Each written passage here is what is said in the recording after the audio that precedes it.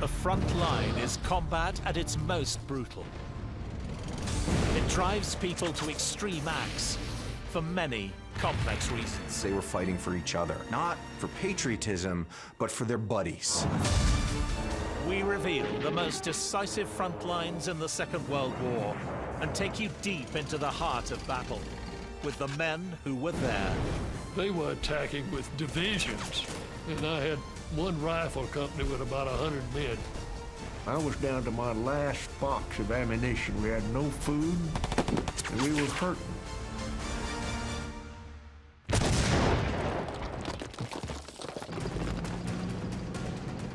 Hitler's thousand-year Reich must face its nemesis. As the Red Army closes in on Germany's capital. It's fought its way, in some cases, all the way from the gates of Leningrad and Moscow, and certainly Stalingrad, and they have scores to settle. The Nazis' genocidal regime will finally collapse as Berlin's captors seize the prize. But right to the end, there'll be a bloody price to pay. It's incredibly close range, it's incredibly personal, and it's unbelievably violent.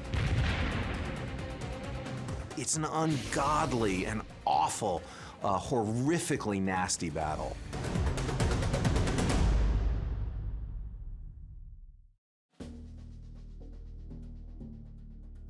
(1945), and the endgame of the war starts to take shape.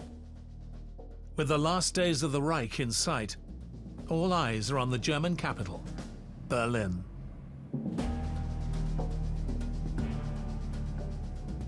It's the largest city in Germany.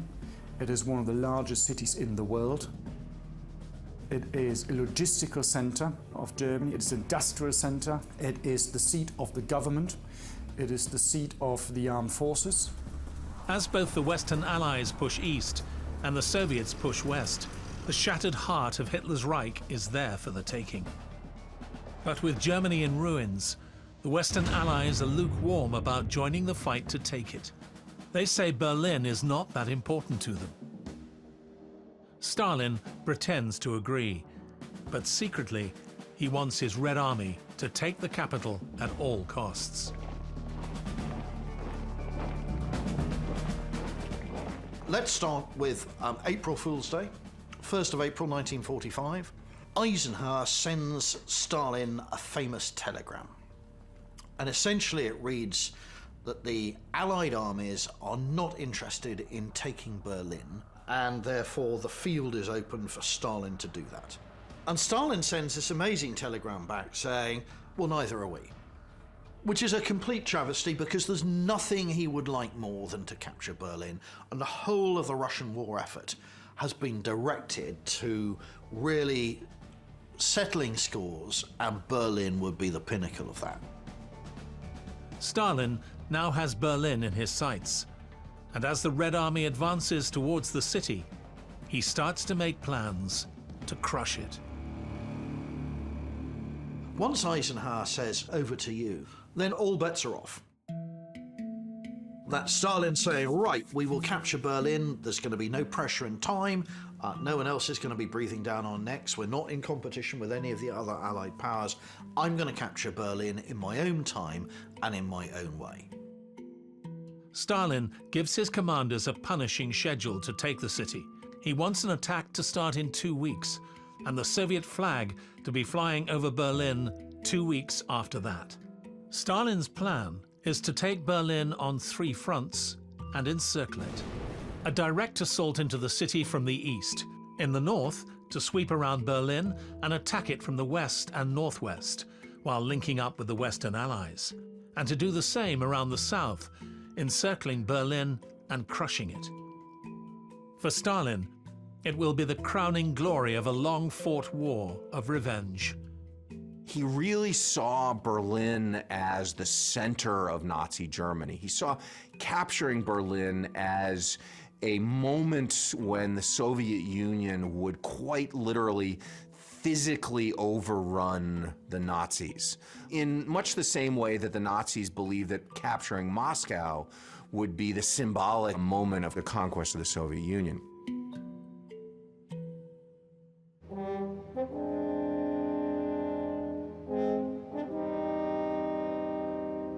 Berlin might be the symbolic prize, but in April 1945, it has little of its former glory.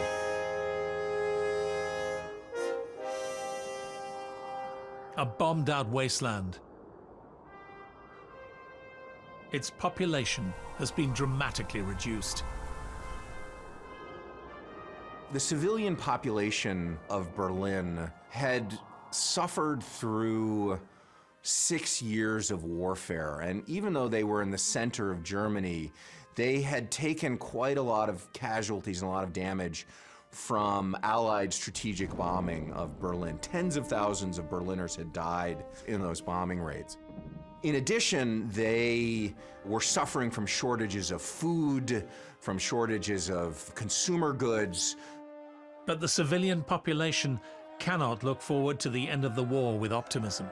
Thousands of German refugees from the Reich's eastern territories bring accounts of Red Army atrocities west.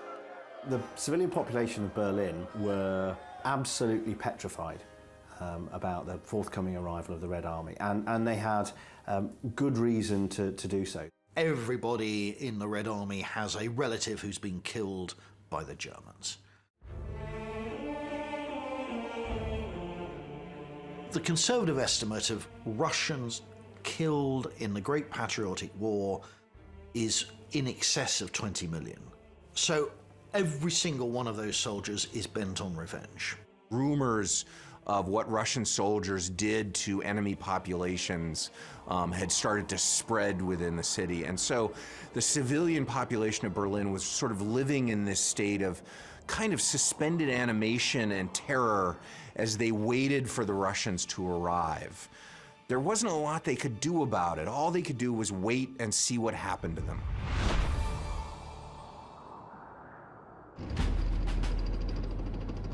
Stalin spares nothing in his drive to win his prize. He will throw over 2 million troops and thousands of guns, aircraft, and tanks at the city. Berlin now faces a force almost as great as Hitler deployed to invade the whole of Soviet Russia 4 years earlier. And trying to stop them? The shredded remnants of the German army, a shadow of its former self. Let's just take a snapshot of the German army. At this stage, it is all but disintegrated. Divisions no longer have any meaning. They are scratch forces full of volunteers. There aren't a lot of tanks. There aren't a lot of anything. It's the very young, the very old, some cynical old soldiers, a few SS fanatics. This is a rabble and a shadow of the former German armed forces.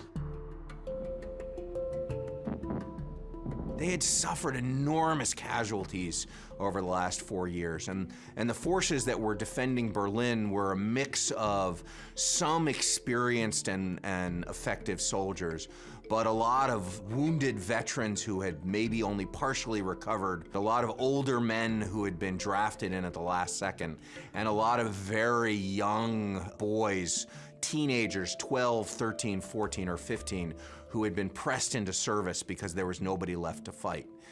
The Germans didn't really have the ability to defend Berlin against the Soviet tsunami, the metal tsunami that was coming, but they had to do the best they could. The Red Army is a completely different beast. It's millions strong, outnumbering the Germans in every possible way, matched perhaps only in ideology and determination. It is so imbued with Soviet doctrine and ideology. It's fought its way, in some cases, all the way from the gates of Leningrad and Moscow, and certainly Stalingrad, and they have scores to settle. Stalin's forces may be vast in number, but his commanders rely on almost inexhaustible supplies of artillery, ammunition, and firepower. The Soviets relied very heavily on overwhelming artillery support, overwhelming use of tank numbers and tank destroyers, and just sort of a sledgehammer to crush a German nut. Preoccupying the top players in Russian military politics is who gets to take Berlin. The generals under Stalin are each desperate to be credited as the captors of the prize. Leading the Red Army into the heart of the city is Georgy Zhukov of the First Belarusian Front. Son of a village cobbler, he's a military man to his boots.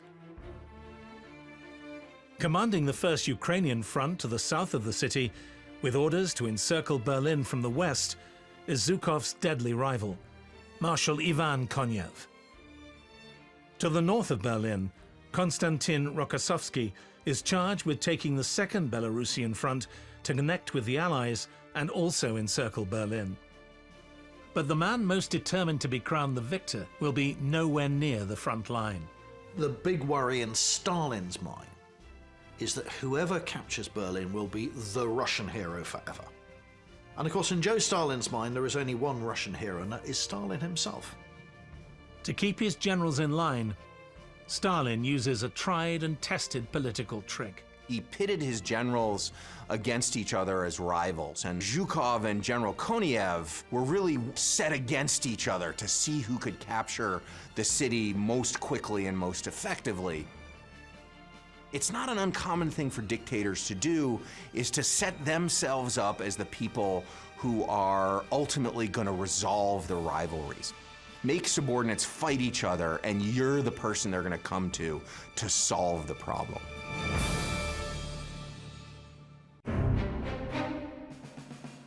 Facing the Red Army are some of the Germans' most determined and experienced commanders. General Helmut Wiedling, commanding the 56th Panzer Corps, will face the Russian onslaught in the initial phases of the battle and later take command of the defense of Berlin. His commander is a highly experienced expert in defensive warfare, General Gotthard Heinrici. He is leading Army Group Vistula, tasked with stopping the Soviet army at the eastern approaches to the city. Reporting to him, a loyal member of Hitler's inner circle, General Lieutenant Theodor Busse of the 9th Army.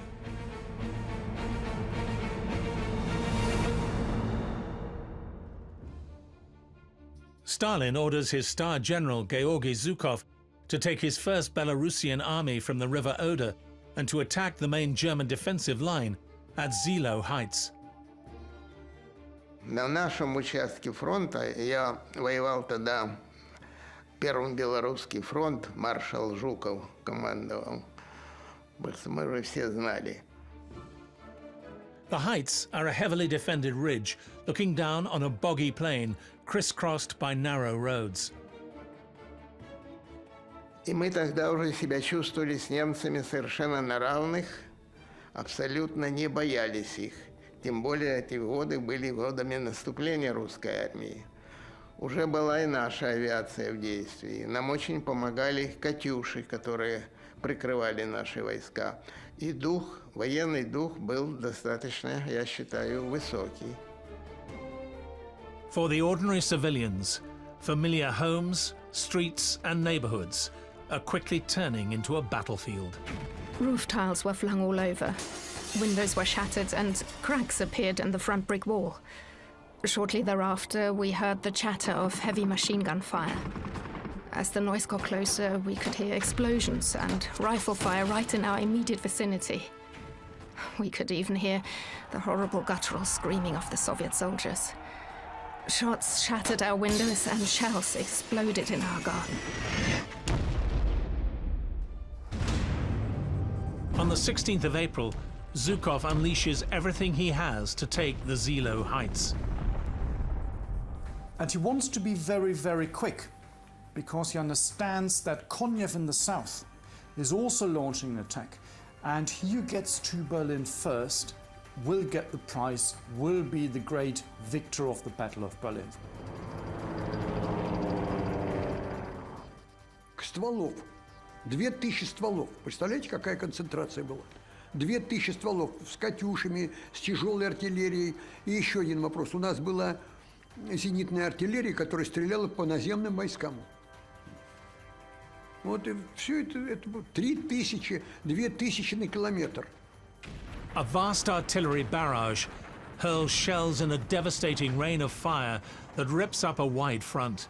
But General Gotthard Heinrici has prepared well. He knew how the Soviets were going to fight. So what he does, before the artillery bombardment actually starts, he withdraws his troops from the first defensive line and puts them back into the second main line of defense, which is in and around the Seelow Heights. Instead of pummeling the German infantry defending Seelow, Zhukov's artillery simply plows up unmanned earth for kilometers, while his targets are safely out of reach. With time now slipping by, Zhukov sends in the tanks. They attack Seelow in narrow columns, concentrated on the few roads, and they make perfect targets for the German defenders. By this stage, all the anti-aircraft guns, 88mm guns, have been brought from Berlin, and these start engaging the Soviet tanks, and they knock out one after the other. And you might say it becomes a bit of a turkey shoot. It's the first day of the attack, and already Zhukov is failing. And worse is to come. The infantry should be walking over dead Germans after the artillery barrage, but instead come up against a fearsome and determined defense. The Russians are decimated. The kind of flexibility and tactical strength of the German army worked really well in defense against these kind of Soviet assaults. And all of this comes together at the Battle of Seelow Heights. They are able to sort of fend off Zhukov much more effectively initially than he, and particularly Stalin, expected. Sustaining extremely high losses, Zhukov has been humiliated by an enemy with a fraction of the resources. And the Russian general knows he is being watched closely by Stalin. The thing to always remember about Soviet generals is that they know that failure often comes with a bullet at the end of it. Stalin was not a patient man, and he had executed a lot of Soviet generals throughout the war for failing to achieve what he had set for them. In classic style, Stalin turns to Zhukov's deadly rival, Marshal Konev, and hands him an opportunity he would never have dreamed possible. Konev, at this stage, had been told to stay south of Berlin and concentrate on surrounding Berlin. So all of a sudden, Konev, much to his surprise, is given permission to wade into the southern suburbs himself, rather than just simply sort of surrounding the city. Seizing his moment, Konev is ruthless. His tank army tears through the southern suburbs of Berlin, meeting little resistance. Stalin is a very clever psychological manipulator, and he understands that both his generals will now push their armies harder than ever because they're now in competition with each other. And by doing that, they will waste and spend lives as much as their leader wants, because the prize is not keeping the casualties low, the prize is eliminating fascism and taking the heart of Berlin. Having lost 30,000 men in 4 days, Zhukov finally prevails at Seelow Heights and breaks through, cutting the German Ninth Army in 3. The road to Berlin is open, but he is terribly behind schedule. And he now has his rival Konev to contend with. Stalin wants the Soviet flag flying over Berlin by May the 1st, the great Soviet holiday celebrating Labor Day. It's just 10 days away, and Zhukov knows he doesn't care which general gives it to him. The war is coming towards Berlin. What was a distant grumble yesterday is a permanent drum today. You inhale gun noise. The ear is deaf. It only hears the firing of the heaviest calibers. The direction can no longer be made out. We live in a ring of pipes that gnaws every hour.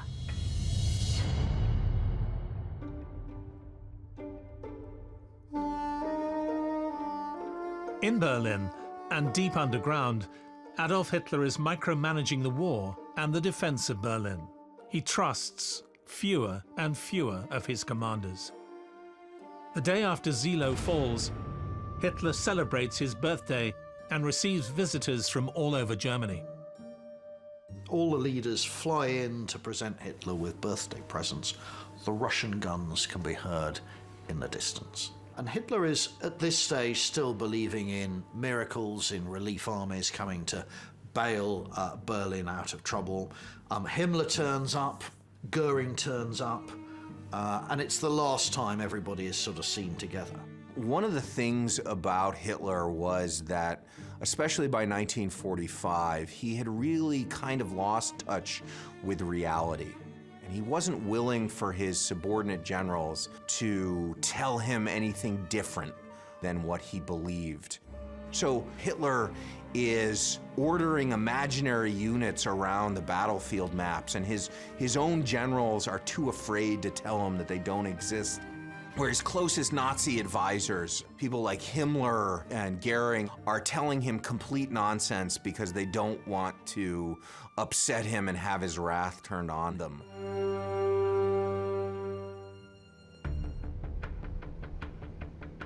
The Soviet armies are now focused on one objective, taking the center of Berlin and the prize of all prizes, the Reichstag building. Long disused, its historical symbolism mesmerizes the Kremlin. Stalin was particularly fixated with the Reichstag because that's really where the Nazis began their climb to power. Hitler started off in the Reichstag, and so the Soviets taking that building would really be a symbolic destruction of the Nazi control. You show the world, the Soviet people, that you have defeated Hitler, you've defeated Berlin, and you've defeated the Nazi Reich. So to the Soviets, this was of utmost importance.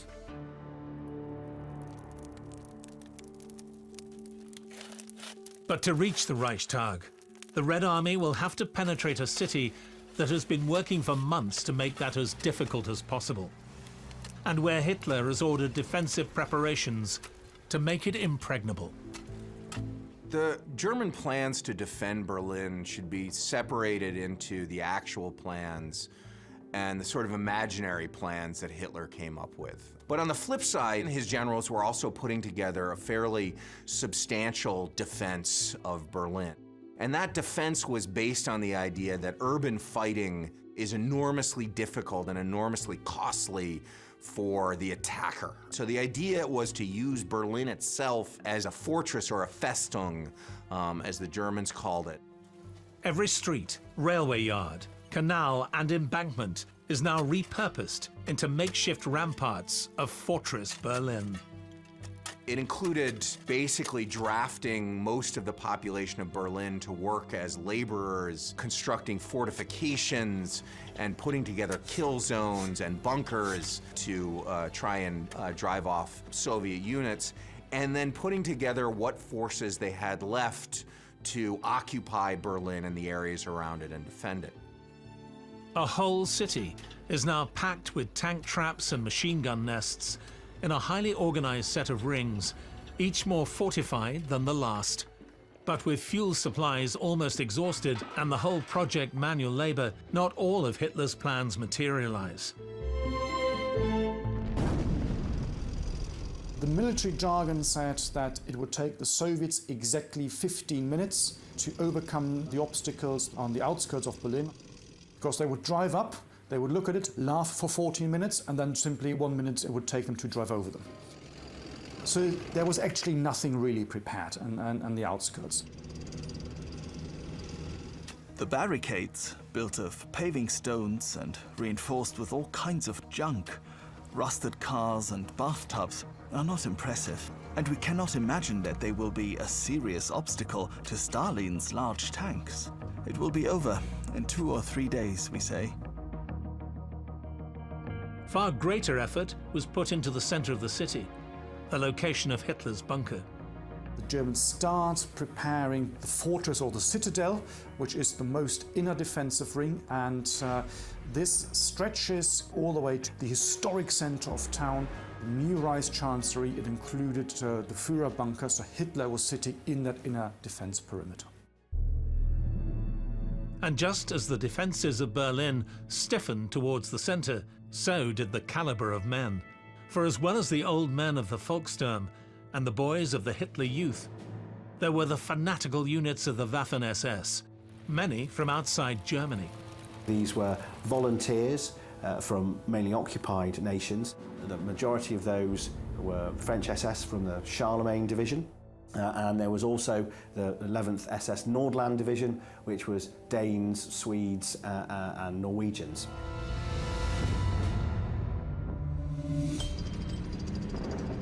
Crouching behind T-34 tanks and self-propelled guns, the assault troops of Konev's and Zhukov's guards fight up the streets and parklands of suburban Berlin. The original resistance by the Germans is very, very light because the resistance hasn't really been organized. And it's only really when they hit the metro circle of Berlin that the German fighting really intensifies. Первое серьезное сопротивление немцы оказали нам при подходе к Берлину. 22 апреля наш полк ворвался на окраины Берлина. Это Карлскост, кажется, называлась окраина. И вот там завязались первые достаточно сильные бои. As the Soviets penetrate the city, the attack will slow down to stop-start street fighting, involving surprise attacks and ambushes, and the advantage shifts to the defenders, who can exploit their local knowledge.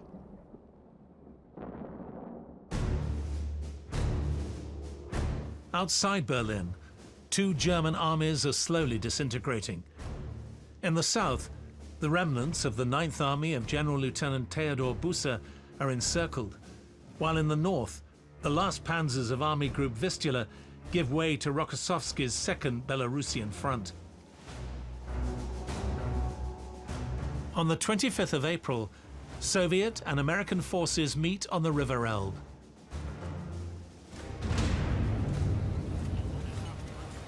It's an epic moment. Germany is now effectively split in two.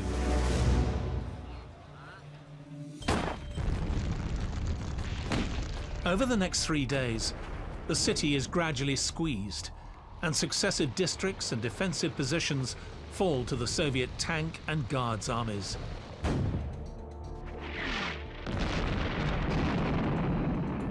Bridges and a power station, industrial complexes and metro stations are all taken, as the battle's epicenter slowly moves to the Reichstag. Hitler's advisors urge the Führer to leave Berlin with his entourage and hold out in his mountain retreat, Berchtesgaden, high in the Bavarian mountains, over 500 kilometers away. And there are lots of tunnels there are lots of caves, there's lots of underground headquarters and bunkers and so on. And it's a natural place for everyone to go because that's where Hitler always felt most at ease. He never liked living in Berlin. He loved the mountain air, and his staff were used to working in that environment anyway. So there are several Junkers 52s ready to take all the personnel, all their files, down to Bavaria. Bavaria might be surrounded by the Allies, but there was a good reason for his staff to want to see out the last days of the war there. If you're going to be captured by the Russians, you're going to have a miserable time. And you're probably going to spend the rest of your life in a gulag. And so most people, if they're going to be captured at all, would far rather be captured by the Brits or the Americans than the Russians. And so Berchtesgaden also is a lure because clearly that's where the Americans and French are going to be, not the Russians. The Führer's decision to stay in Berlin shocks his staff and supporters. For the first time, it's clear that the survival of the leader is not uppermost in his mind. He's creating the image and the idea of a dominant Third Reich centered on the Nazis, centered on the Aryan race and the Germans. And that Berlin is really the central city of this. The Führer bunker, the Reichstag, all of the places in the city itself. This is Germany personified. And frankly, I think by the end, for all his delusional state of mind, he knew the war was lost. So he essentially decided better to die a hero, as he saw it, than flee and possibly lose the symbolism that went with Berlin. As Soviet troops range through the Berlin suburbs, they wreak the revenge that everyone expected. But it is on a scale no one dared imagine. Over 100,000 women and girls in Berlin are raped. The Soviet High Command essentially knew what was going on, and they didn't so much encourage it as allow it to go on without much in the way of discipline or punishment for this. They accepted this as something of a natural fact of life and let their soldiers do what they wanted to do. And the result was quite a horrific outpouring of violence on the German civilians, and most horrifically on German women. In the territories recovered by the Red Army during the war, as many as 2 million women are raped and hundreds of thousands die as a result.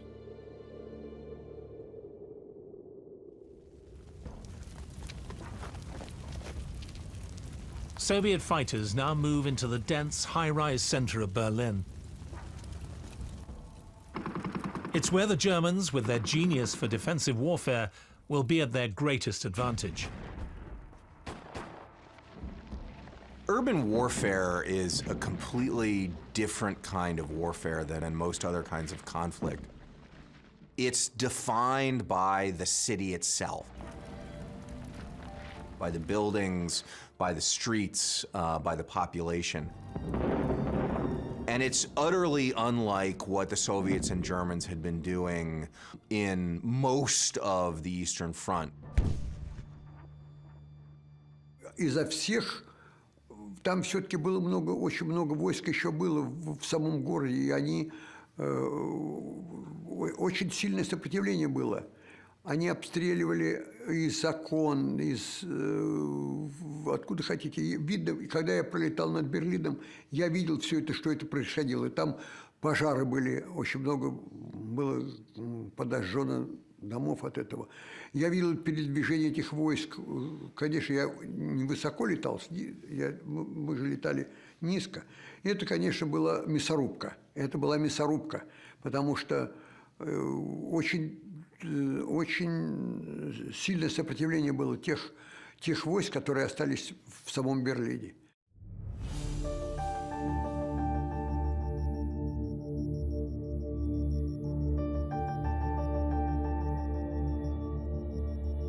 Late April 1945, the Red Army was taking Berlin, street by street and house by house. Some of the Red Army soldiers were armed with this, the M1891 Moisant-Nagant rifle. Bolt action, internal 5-round magazine, iron sights, extremely accurate weapon.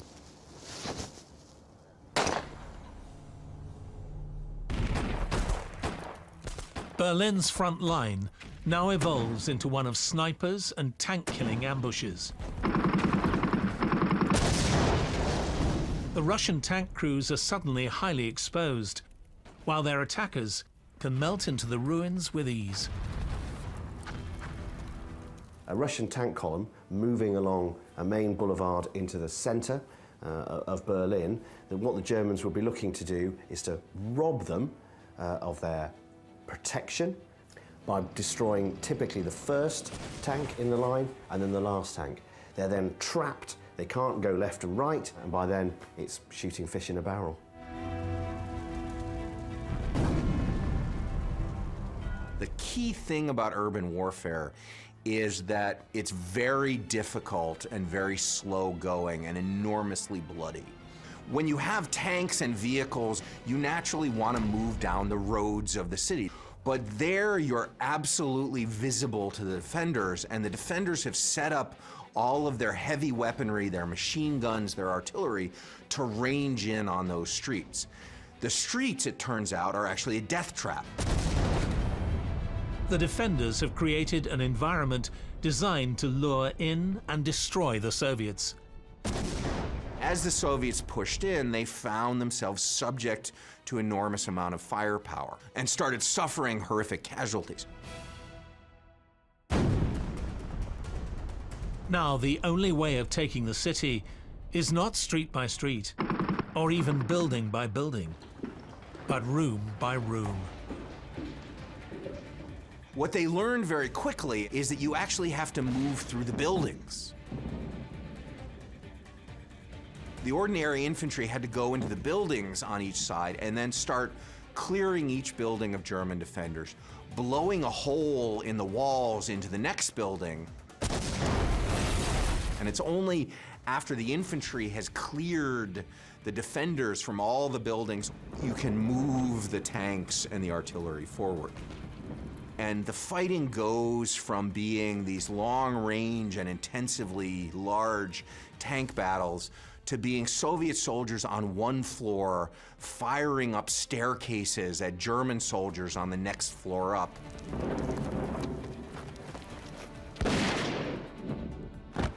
While those same German soldiers throw down hand grenades to try and blow up the Soviet attackers. It's incredibly close range, it's incredibly personal, and it's unbelievably violent. Caught in the middle of all of this chaos and destruction were a couple of million German civilians cowering in cellars, down in the underground, in anywhere they could find where they thought they might be safe from what was going on above them.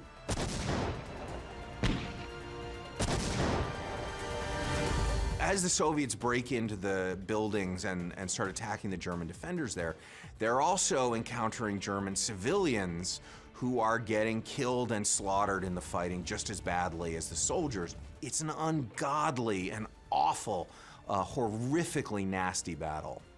Most of the city is in ruins. But even now, Nazi fanatics are determined to fight to the last.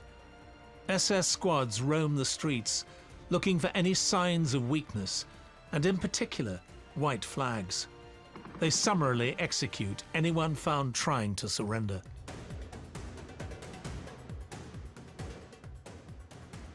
Every house that hoists a white flag is a plague bacillus and will experience the treatment it deserves.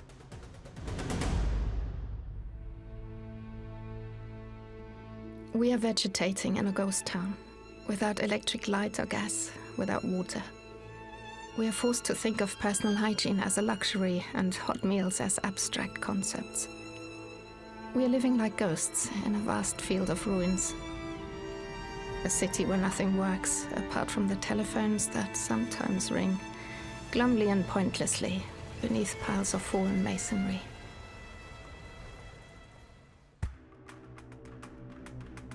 In a forest south of Berlin, the shattered remnants of Busse's Ninth Army attempts to break out from the Soviet encirclement. But the Red Army are ready and waiting. Their response was one of massive, overwhelming violence.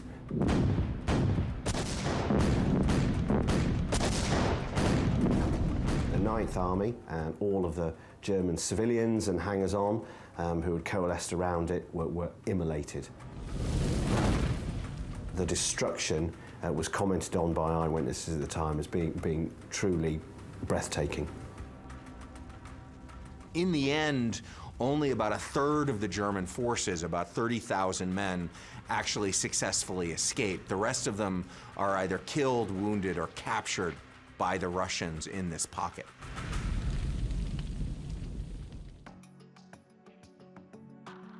In central Berlin, German forces are now reduced to defending a small strip enclosing the government district. But they have numerous strongpoints to make every approach formidable.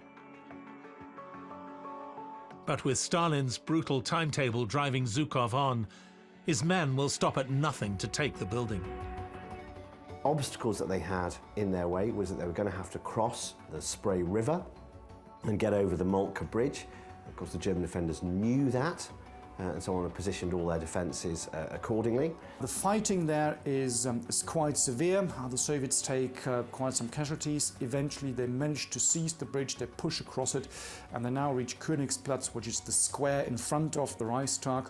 This was a huge open space that was in effect a killing ground for any troops that wanted to get across it. However, they were determined by this stage not to take a step back, and in a fantastic successful operation managed to get across the Königsplatz to actually get to the doorways of the Reichstag itself. Some of the Soviet soldiers managed to cross the river by avoiding the Moltke Bridge altogether. Вот, товарищ Ярхин, получен приказ Ставки, то есть товарища Сталина, перейти Шпрее и ворваться в центр Берлина. Любыми средствами надо это сделать. Слава Богу, я вспомнил, что где-то недалеко по карте я видел, есть мост. Послали туда быстро наших разведчиков. Они пришли, мост разрушен. Но говорят, если по этому мосту, то можно перебраться по его разрушенным частям. И пока мы стреляли, саперы успели навести эти досточки, уложить как-то, где доски, где просто проволоку. И мы сумели под нашим артиллерийским огнем перебраться на ту сторону. Захватили первые несколько домиков, артиллерию сигналом ракеты отвели огонь в другую часть, и почти весь батальон, но я повторяю, это было где-то меньше 200 человек тогда уже, мы захватили плацдарм на этом берегу реки Шпрее. Вот за это я получил уже первой степени Ордена Отечественной войны.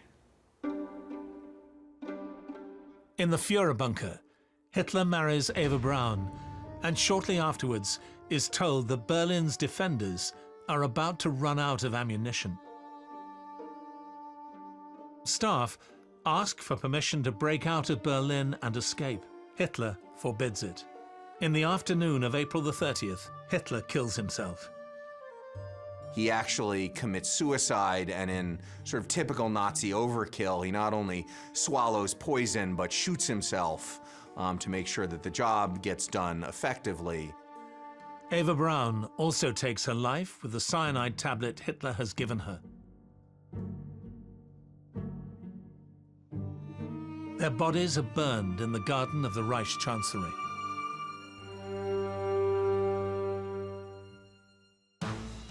Many of the Soviet soldiers attacking the Reichstag were equipped for close combat with one of these. As the Red Army stormed Berlin, this weapon came to the fore.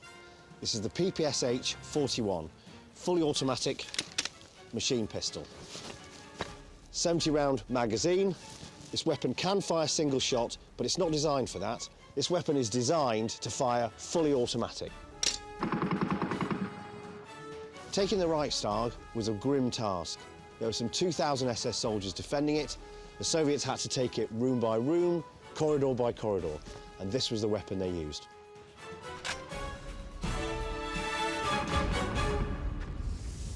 On reaching the Reichstag, the Soviet Rifle Division find a massively defended building full of fanatical fighters, and Stalin's deadline for taking it is just hours away. The building had been fortified. They had bricked up some of the entranceways. They'd used a lot of rubble. The destruction that had been wrought on it made it, in so many ways, a very defendable place. Eventually, the Soviets managed to blast their way into the building using dynamite. They then had to fight their way through room by room, staircase by staircase, through the Reichstag against defenders who, for them, it really was their last stand.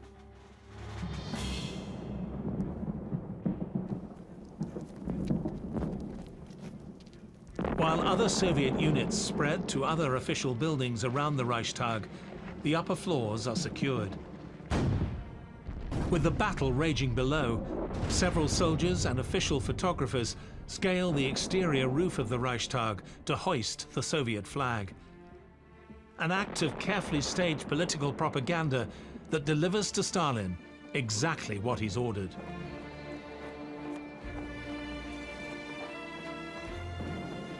The capture of the Reichstag looks spontaneous. The Russian troops roll up there, they go up to the top, they raise a flag. Not a bit of it. This has been carefully thought about for a long time beforehand. Specific orders from Stalin, NKVD fighting troops. And even the flag that's unfurled has been made specially for the occasion. It's unusually large. It's been made from bedspreads of the appropriate colour, found, stitched together, long before the troops ever get to the Reichstag. But who is this image really for? It's partly for the Russian people, but more importantly, the real rationale behind that picture is it's for the Germans.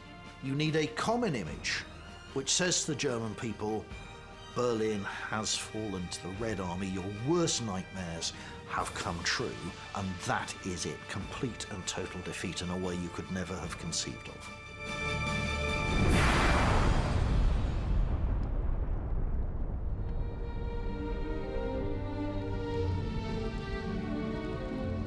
Так было там развалено и разрушено, и сплошные пожары были.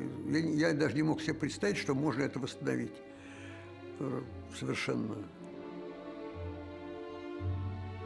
Но я видел много городов разрушенных. Я видел Минск, я видел Бобруйск, я видел много городов разрушенных. Но Берлин был разрушен до основания. Berlin may be a smoking ruin under Soviet control and Hitler dead, but the remaining German high command still tries to negotiate the non-negotiable. The German defenders were desperate to avoid the prospect of an unconditional surrender. They knew by this stage that they were going to lose, of course, but what they wanted was to have some conditions imposed within the surrender that would be to their advantage.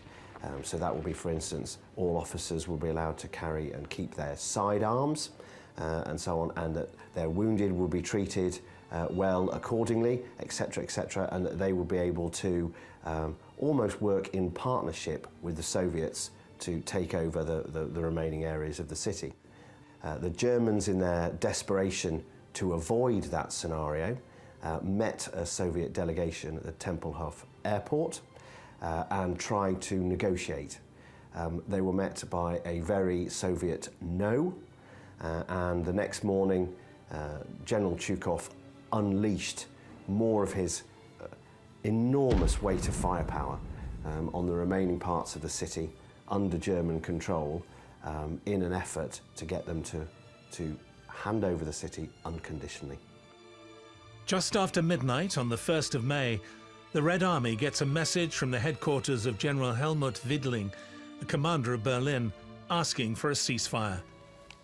The Soviets agree, but that now triggers a vast refugee problem. There were millions of people moving around not only Berlin, but around Germany. And a lot of those were soldiers, both Soviet and German, but a lot of those were civilians. Hundreds of thousands of people are literally trying to flee the city and get whatever refuge they could, whether it's somewhere else in Germany, whether it's somewhere in Austria, whether it's getting to the American and British lines. The German civilians want to get away. Meanwhile, in the Führer bunker, two senior Nazis, Martin Bormann and Wilhelm Munke, attempt to escape Berlin with a group of junior staff. Nearly all are killed, but the breakout triggers a Soviet clampdown that will mean the deaths of thousands more civilians, desperate to escape to the Western Allies. Stalin wanted to capture as much of the leadership as he could, and so the response was for the Soviets to try and keep the German civilians within Berlin, something that they often executed with extreme violence. Crowd control is hard if you're not trained for it, and the only tool that the Soviet soldiers really had was their weaponry, and they proved all too willing to use it. The fleeing crowds make for Berlin's exit roads, and in the mayhem are forced onto two bridges that will get them to safety. In Berlin, the way to get out of the city is via bridges. They moved in particular towards the Charlottenburg Bridge and the Weidendahmer Bridge, and there they knew they had to get to the other side in order to try and get to some kind of safety. The Soviets had weapons pointed at those bridges, machine guns, tanks, artillery. But in the semi-hysteria that gripped the thousands of fleeing civilians and armed personnel, they literally stampeded in a human wave across the bridge. They came under mass fire, and the casualties were utterly dreadful. And as a result, barely a handful managed to escape. The last few days of the war were an unbelievable scene of chaos and death and horror. As Soviet forces struggled to contain the population of Berlin, Wiedeling and his staff surrender unconditionally to the Soviet Union. The battle for Berlin is over. Ну, это было такое радостное настроение. Вот, хотя во время этого радостного настроения, во время этого штурма Берлина 100 тысяч погибло людей. Ну, война есть война, что ничего нельзя сделать. Вот это я все, что я могу вам сказать.